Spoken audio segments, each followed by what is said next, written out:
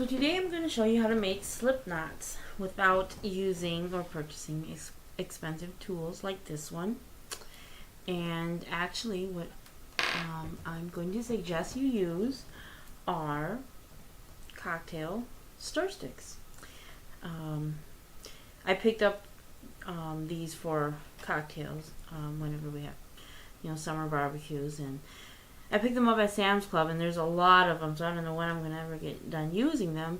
And recently, I found out that I could use them to make slip knots. So what you want to do is, of course, buy some slip knot lines. They come in, of course, different colors, but this was the only line I could find. It says yellow line. And what you want to do is you want to cut your line to about 6 inches. This is about 6 inches. Depending on your dexterity, you might want to cut it a little bit longer or shorter. If you're really good at it, you can cut it a lot shorter than this.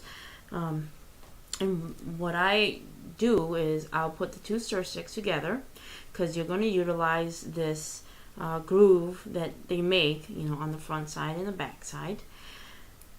And you're going to take your line, and we're going to call this the beginning part of the line, of your slip knot line.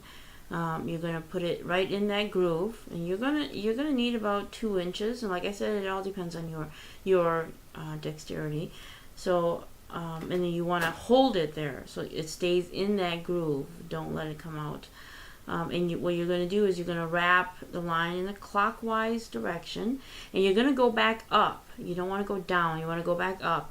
And this is kind of a critical spot here. Is you want to make sure your line, when you're wrapping it back up, actually wraps around that that beginning line that comes, the beginning 2 inches. You want to make sure it wraps around there, and you want to probably keep it kind of fairly tight. Then you just want to wrap around about, I would suggest about 5 loops going back up. I've tried with 6 and 4, and they just don't look right. You could, of course, you could definitely do 4 or 6.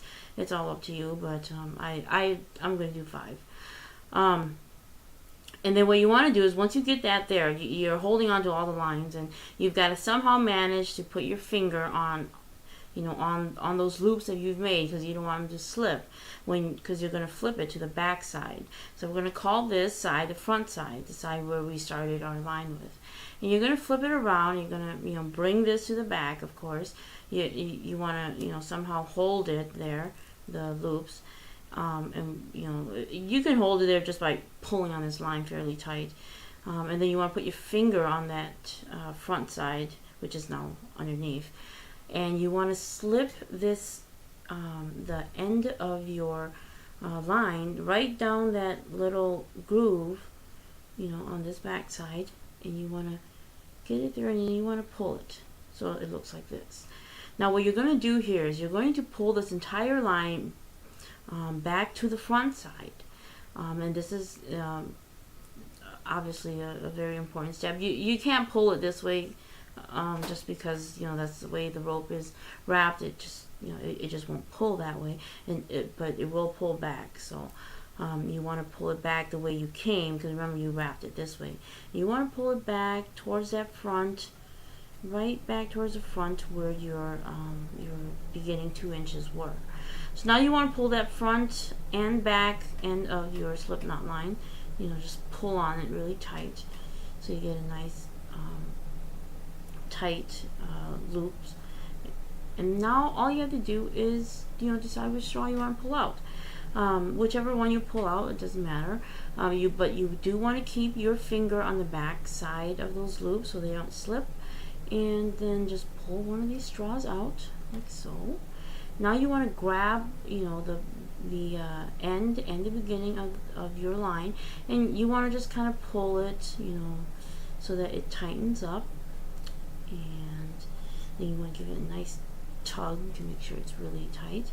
And you want to check your line here, just for, if nothing else, for aesthetic looks. You don't want them crossing over each other.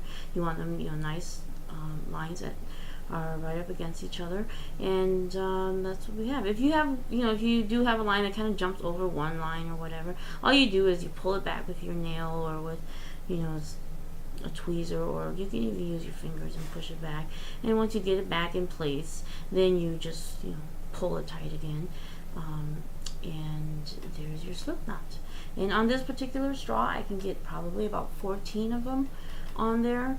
And what I do is I'll just slide this back up, towards the beginning, and I'll make another one down here, and I'll just slide it back up. And once I get about 14 of them all bunched together up here, then I'll stop and I'll slide them down, the straw, and space them, accordingly, and then cut them. And cutting a stir stick is a lot easier than cutting these plastic that comes with the tubing, because it's nice and sturdy, but it's too sturdy where you can't just snip it fairly easy with a pair of scissors like these ones. These are my little scissors that I use to cut, and then once you cut them, you get like a whole bunch like this. And there you have it. There are your slip knots.